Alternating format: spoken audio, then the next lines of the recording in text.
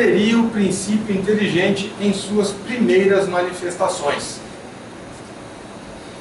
Aí, o Emmanuel, no A Caminho da Luz, na página 15, nos traz esse texto. E quando serenaram os elementos do mundo nascente, quando a luz do sol beijava em silêncio a beleza melancólica dos continentes e dos mares primitivos, Jesus reuniu nas alturas os intérpretes divinos do seu pensamento. Viu-se então descer sobre a terra, das amplidões dos espaços ilimitados, uma nuvem de forças cósmicas que envolveu o imenso laboratório planetário em repouso. Daí a algum tempo, na crosta solidificada do planeta, como no fundo dos oceanos, podia-se observar a existência de um elemento viscoso que cobria toda a Terra. É a vida aparecendo no planeta. E continua. Esse seria o ambiente na qual surgiria a mais primitiva forma de vida. E que forma de vida é citada por André Luiz? Literalmente ele diz no capítulo 3, aspas, aparecem os vírus, e com eles surge o campo primacial da existência, formado por nucleoproteínas e globulinas, oferecendo clima adequado aos princípios inteligentes ou mônadas fundamentais. Fecha aspas. Essa citação é polêmica. Seriam, na verdade, os vírus a primeira manifestação de vida? Muitos cientistas já apoiaram essa ideia, enquanto outros a rejeitaram totalmente. Do que vieram esses seres na ausência de células, do que viveriam, esses seres na ausência de células hospedeiras onde pudessem desenvolver o seu metabolismo? Vírus não vive solto por aí, né? Será que não teriam encontrado na geleia cósmica um habitat para o exercício de suas funções vitais? Aí a ciência vai nos dar a resposta. Particularmente, essa ideia de início virótico me é simpática, para ele, o professor Normando, pois apresenta certa continuidade de raciocínio, com a vida partindo de estruturas mais simples até a chegada a estruturas mais complexas. Recentemente surgiu um argumento, vindo do lado experimental, que em certo sentido apoia a nossa preferência pela origem viral. Foi mostrado que determinado vírus consegue inocular seu conteúdo genético em outro vírus diferente. Este último faria o papel de hospedeiro. Isso modifica, em parte, a exigência da presença de hospedeiros mais evoluídos para o recebimento da chamada carga viral. Então, repito, é a ciência afirmando o espiritismo. Em seguida, André Luiz nos diz que, aspas, evidenciam-se as bactérias rudimentares, cujas espécies se perderam nos alicerces profundos da evolução, lavrando os minerais na construção do solo, dividindo-se por raças e grupos numerosos, plasmando pela reprodução assexuada as células primevas, que se responsabilizariam pelas eclosões do reino vegetal em seu início. Fecha aspas. Certamente, em 1958, ainda não havia sido concluído o exaustivo trabalho de classificação dos seres vivos feitos por Margulis e Schwartz, que distribuiu esses seres em 5 reinos. E assim, André Luiz, ao introduzir as algas na escala evolutiva, ainda as considera como plantas, mas plantas superevolvidas, denotando uma intuição notável para a época. Não tinha esse estudo e o André Luiz já nos apresentava essa situação das algas. Hoje, após a mudança de classificação taxonômica de Margulis e Schwartz, as algas estão classificadas como prototistas. Essas anotações são fundamentais, uma vez que, baseado nelas, André Luiz descreve-nos a evolução das algas verdes, corrigindo o engano tantas vezes cometido por vários autores que as colocavam como tendo origem nas cianóficas. Aqui cianóficas são algas azuis. Este NF é nota do Flávio. Não tinha, né? André Luiz é claro ao dizer que as algas verdes evoluíram de um determinado tipo de bactéria, a Leptotrix. Se Margulis tivesse lido a Evolução em Dois Mundos, certamente estaria mais satisfeita do que ela esteve com seus colegas biólogos quando esses atribuíram às cianofícias, a origem das algas verdes. Quer dizer, André Luiz já tinha deixado tudo mais ou menos organizado para um futuro estudo. Ele aconteceu. Quer dizer, já há um paralelo entre ciência e espiritismo mais modernos. Textualmente, ela escreve, a Margulis, organismos idênticos algumas vezes são colocados em disciplinas distintas. As cianobactérias, por exemplo, são estudadas na ficologia ou albologia, um ramo da botânica, em vez da bacteriologia, porque elas receberam um nome errado de algas azuis verdes. Ela já faz a correção, que André Luiz já nos trazia. Introduzimos as Leptotrix porque elas desempenham um papel muito importante na hipótese evolucionária de André Luiz. O certo é que essas bactérias primitivas, portadoras de envoltórios metálicos e aptas a viver em ambientes desprovidos dos nutrientes que ainda iriam surgir na história do globo, tiveram capacidade para ultrapassar essas épocas e chegar até os nossos dias. Existem inúmeras espécies de Leptotrix cultivadas em laboratório e também vivendo em ambientes naturais. André Luiz preenche uma lacuna explicativa sobre a transição da Leptotrix para as algas verdes, em termos das atividades dos servidores da organogênese terrestre. Então, no Evolução em Dois Mundos, o André Luiz preenche esse espaço que a ciência não conseguiu preencher. E mais adiante ele vai dizer, um grande questionamento é se algum dia os cientistas e os acadêmicos irão aceitar essas explicações de estágios no mundo espiritual para poderem concluir seus modelos e teorias acerca da evolução, chegando à conclusão que tais entes primitivos são os nossos ancestrais dentro do papel que nos foi determinado na história do universo. Em 1987, o Dr. Paulo Biarzot desenvolveu um estudo com posterior publicação sobre evolução em dois mundos. Nesse estudo, o autor colocava bastante ênfase em alguns aspectos realçados por André Luiz sobre o perispírito, em especial sobre as células constituintes deste corpo. De um modo geral, a impressão que fica ao lermos evolução é de que o que concerne ao corpo físico tem seu comando no núcleo das células, e o que concerne ao corpo espiritual tem uma ligação mais direta com o citoplasma. Mas que parte do citoplasma? A doutora Marlene já nos falou várias vezes disso. André Luiz especifica que nas mitocôndrias, pequenas organelas das células, se encontram, por assim dizer, grânulos de energia espiritual denominados bióforos e outras energias espirituais. Através das mitocôndrias, a mente transmite ao corpo físico, durante a encarnação, todos os seus estados, felizes ou infelizes.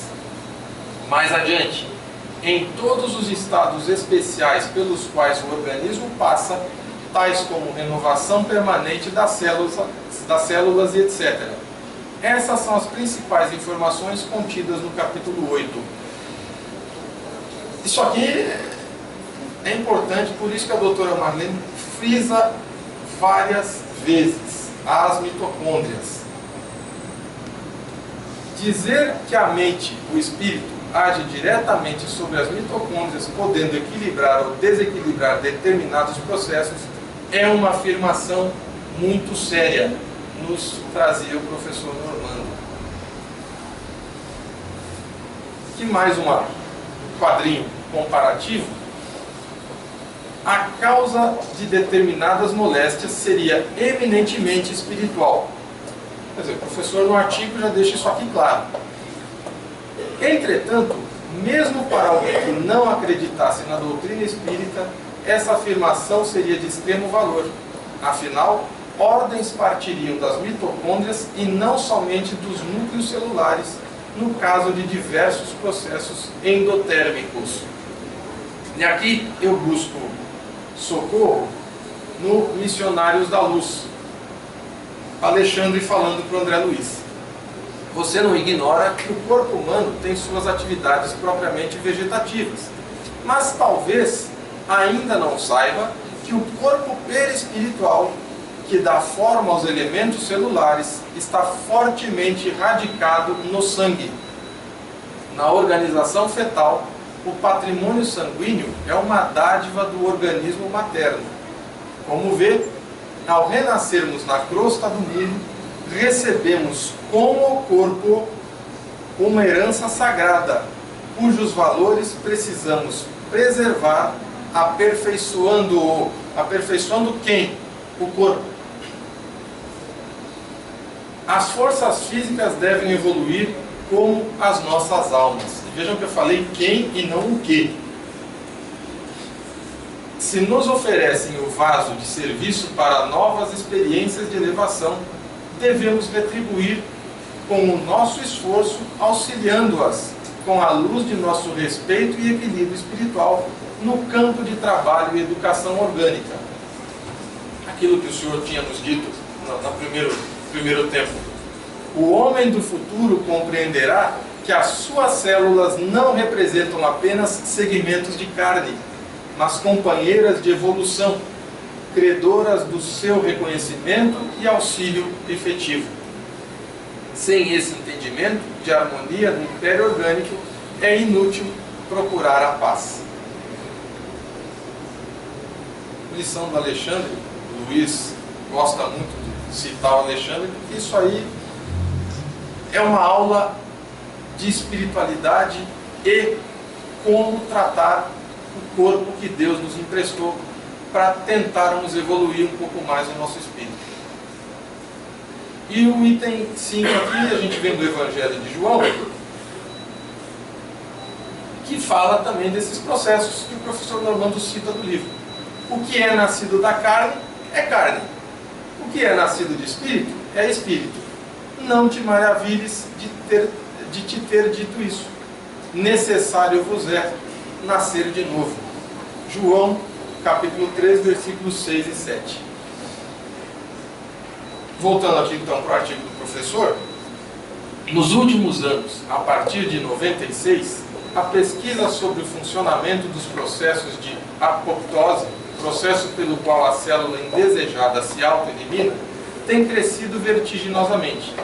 Observações cuidadosas mostraram que o início da interrupção do processo de replicação do DNA, o que acaba acarretando a morte celular, não se dá no núcleo.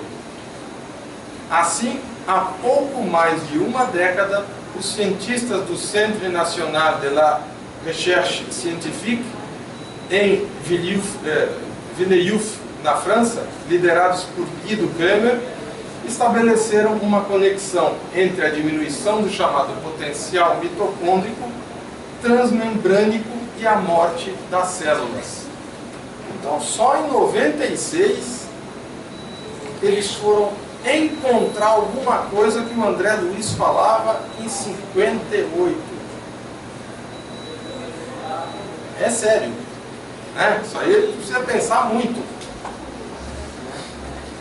Isso merece vários esclarecimentos. Em primeiro lugar, estamos introduzindo as mitocôndrias num contexto aparentemente deslocado dos processos biológicos, biomoleculares e provavelmente biofísicos, que levam à morte das células. Entretanto, acontece que não é somente o núcleo da célula que contém DNA. As mitocôndrias também contêm DNA independente. Experimentalmente se sabe que o DNA nuclear não contém instruções para a autodestruição. Tem algo a mais. E o professor ele sempre gostava de nos dizer o seguinte: na formação do corpo é necessário um princípio inteligente, e várias são as células. Então como é que cada uma sabe o que precisa fazer? Você sabe que haja um princípio inteligente dizendo: isso aqui é músculo, isso aqui é osso, isso aqui é cérebro, isso aqui é coração. Restou o DNA estudado pela equipe de Guido Kremer, o das mitocôndrias. Algumas questões podem ser levantadas, como, por exemplo, por que o espírito age somente sobre as mitocôndrias nesses processos?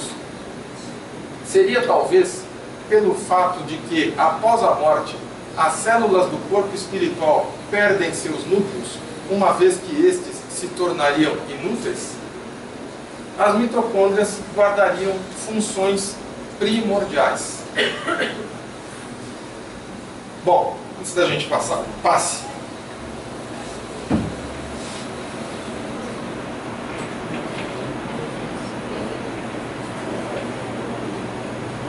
Fazer igual o professor Raimundo, tomar uma aguinha, né?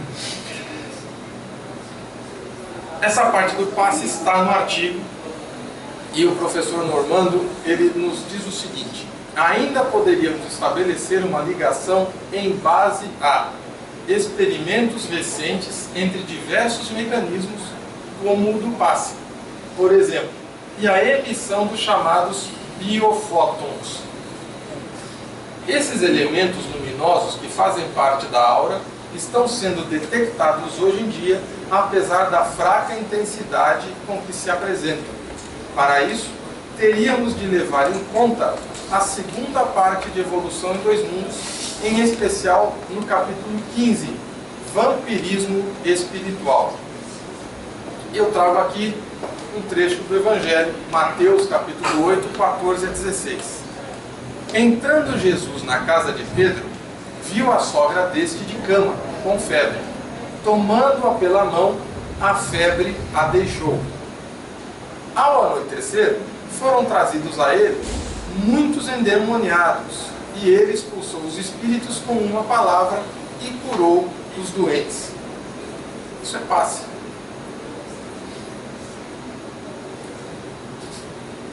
Há ainda muita coisa a ser desvendada a partir do conhecimento dessa nova rede luminosa que vem sendo estudada em vários laboratórios do mundo inteiro. E eu trago aqui mais um trecho do Missionários da Luz. Trata-se de um departamento delicado de nossas tarefas que exige muito critério e responsabilidade. Qual departamento? O de passes. Precisam revelar determinadas qualidades de ordem superior e certos conhecimentos especializados. O missionário do auxílio magnético na crosta ou aqui em nossa esfera necessita ter grande domínio sobre si mesmo, espontâneo equilíbrio de sentimentos, acendrado amor aos semelhantes, alta compreensão da vida, fé vigorosa e profunda confiança no poder divino. É aquela plaquinha que nós temos ali na entrada da Câmara de Passes. Agora, isso aqui não vale só para o passista, não. O paciente também precisa. Porque a gente está vendo aqui que para as coisas funcionarem, o nosso espírito precisa estar equilibrado com o nosso corpo. E para nós nos equilibrarmos, nós precisamos desse elenco que tem ali. Semelhantes requisitos em nosso plano espiritual, constituem exigências a que não se pode fugir.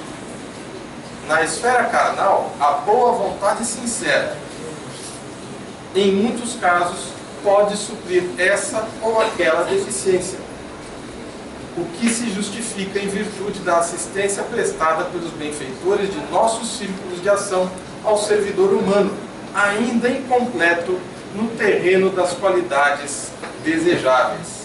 Então ainda precisamos evoluir muito para chegarmos naquilo que o mundo espiritual precisa para trabalharmos com passes. Por isso que eles nos auxiliam constantemente na Câmara de Passes. Entrou lá, é pensamento em Jesus, mais nada. E continua o professor. provavelmente teríamos episódios inteiros da chamada medicina alternativa ao alcance de nossas mãos. Só com o estudo desses biofótons que saem das mãos quando a gente aplica o passe. Eu introduzi esse slide aqui, não faz parte do artigo, porque o professor Normando um dia falando para mim, olha, não é necessário tirar a tampa da garrafa na hora de entrar na câmara de passes.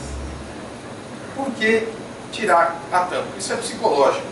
Hoje nós já não fazemos mais isso. A doutora autorizou que permaneça com a tampa da garrafa.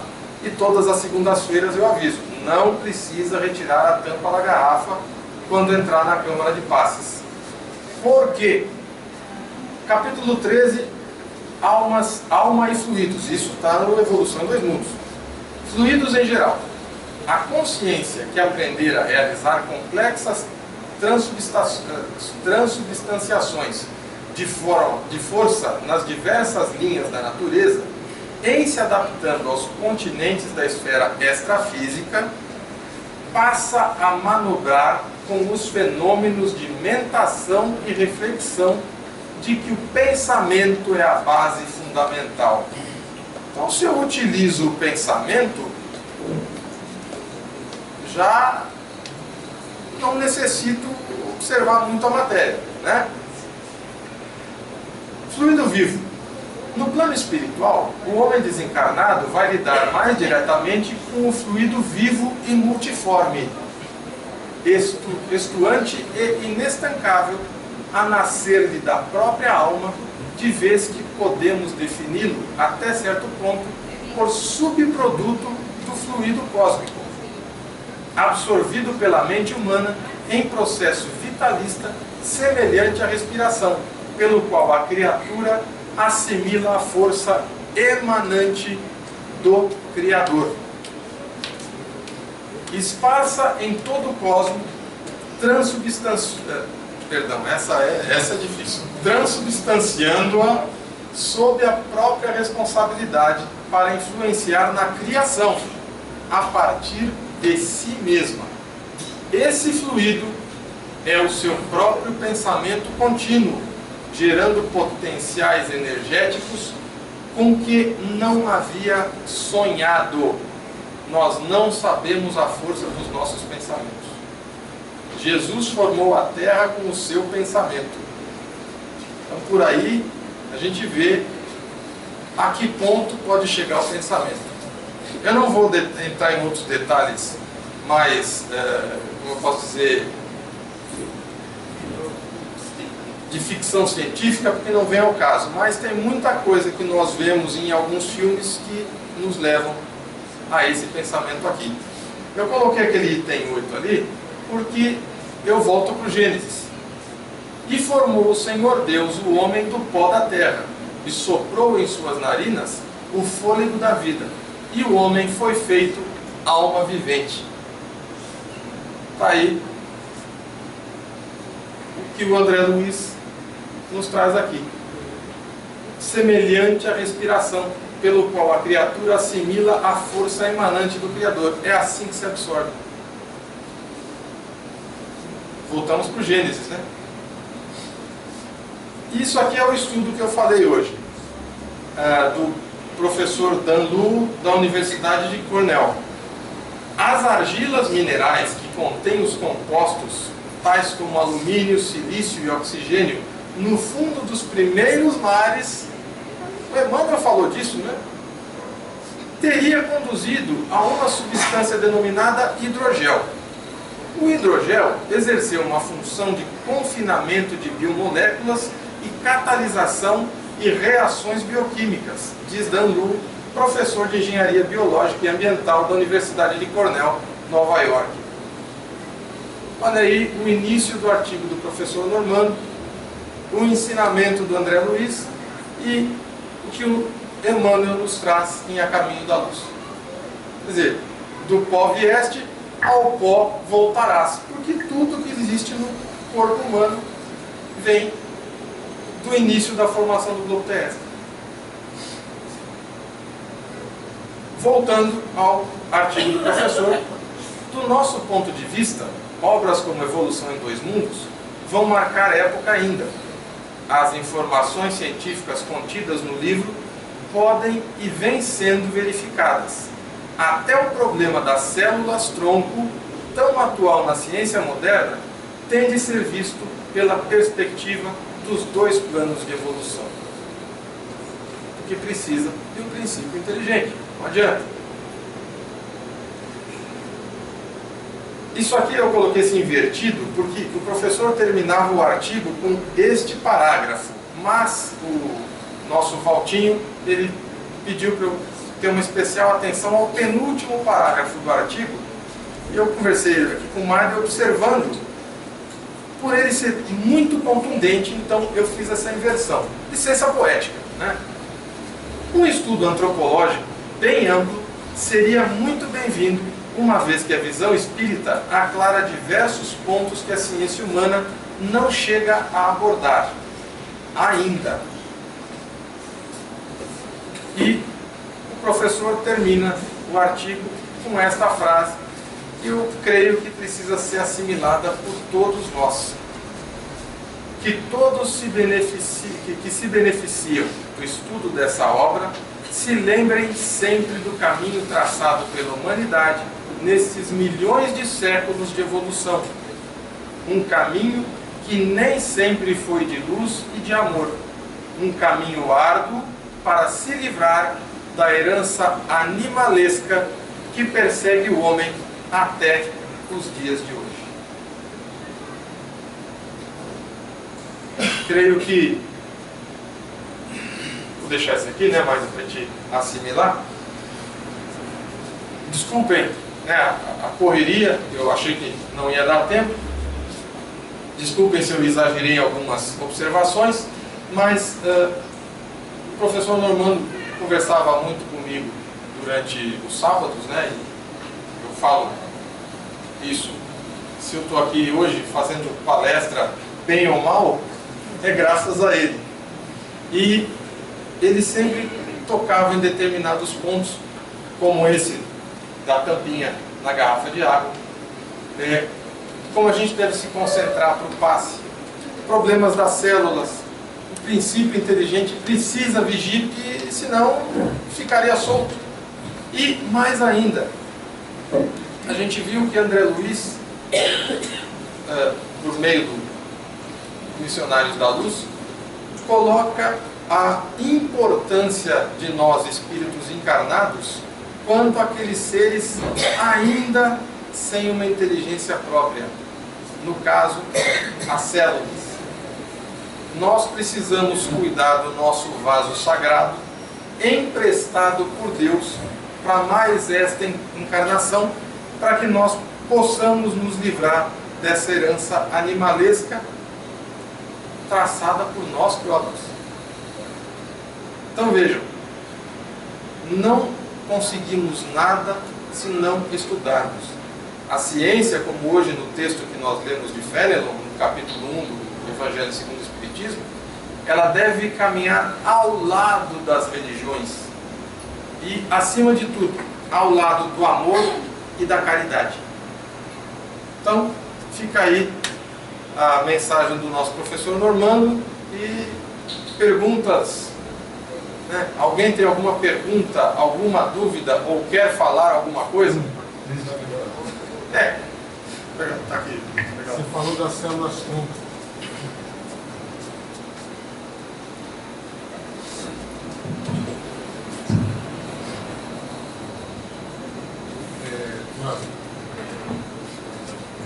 É que volta aquela questão das células-tronco que a doutora tanto fala, e que vem bem exposto aí.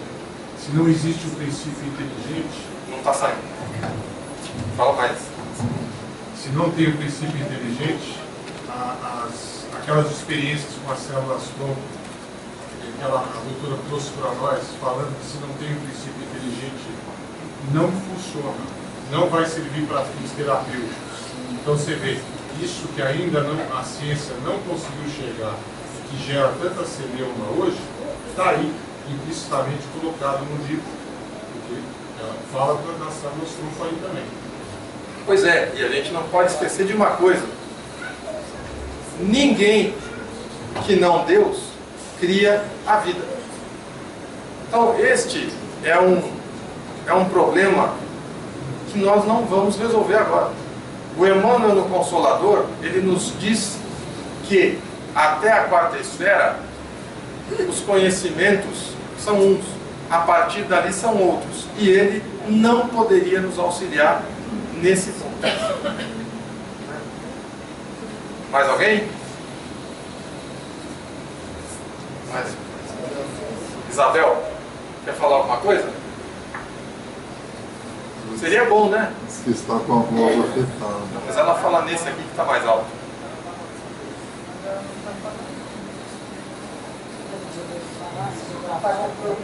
Fala você então.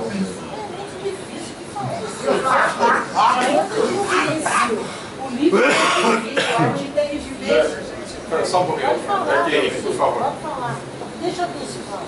Não, o que eu estou te falando é assim, que a gente não tem pergunta, porque o tema é tão difícil, né, que talvez ele tivesse que ser mais devagar e falar mais um pouquinho esmiuçado. mais, porque metade das coisas eu não entendi, então não tem medo de perguntar. Metade? Bom, o meu foi menos de um décimo. Mas veja, por isso que eu falei, alguém tem alguma pergunta, alguma dúvida, ou quer falar alguma coisa? Não. Isabel.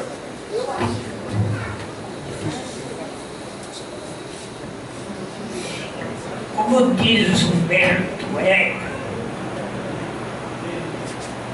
quem conhece Humberto Eco? Aqui leva da mão. O nome da rosa. Humberto Eco tem uma frase que diz assim: rios de tintas já foram escritos. Rios de tintas. O Evangelho nem se fala. Acho que a catarata de Iguaçu, do Niágara, o professor Normando, em 2004, isso eu preciso frisar, ele chegou aqui eufórico e disse para mim, Claro. eu estou muito feliz porque a teoria que eu desenvolvi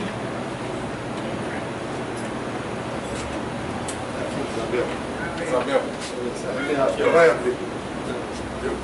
Que isso?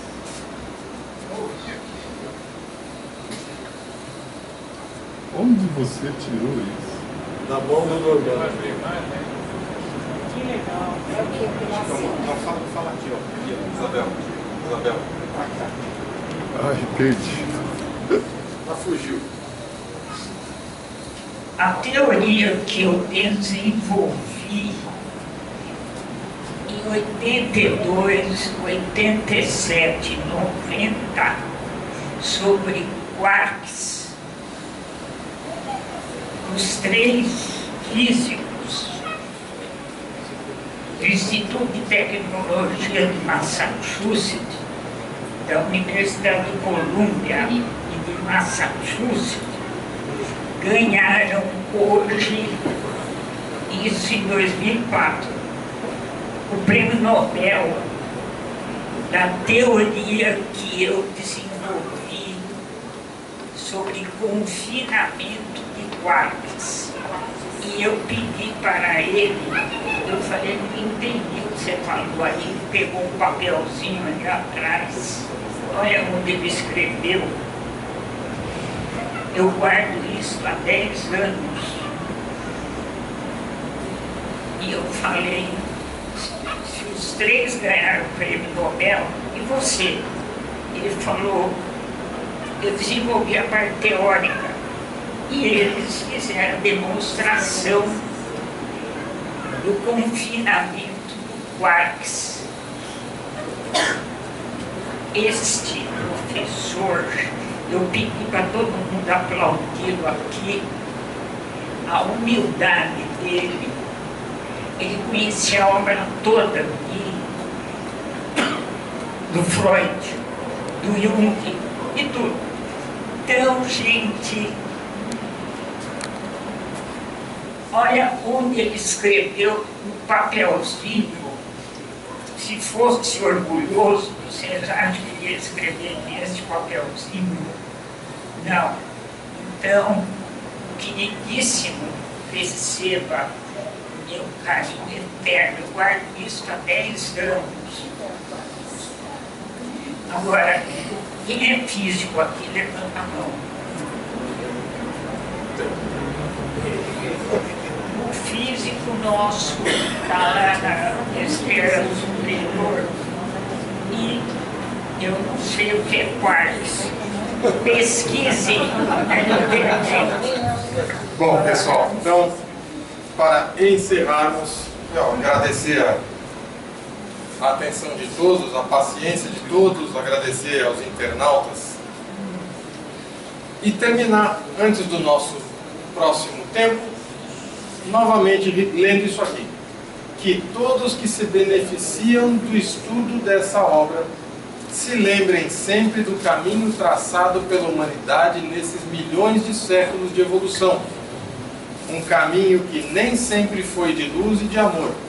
Um caminho árduo para se livrar da herança animalesca que persegue o homem até os dias de hoje. Agradeçamos todos pela vinda dos nossos amigos obsessores até nós, que nos trouxeram e ainda trazem até esta casa. E para agradecer a eles pela presença em nossa vida, vamos trabalhar para favorecê-los. Obrigado.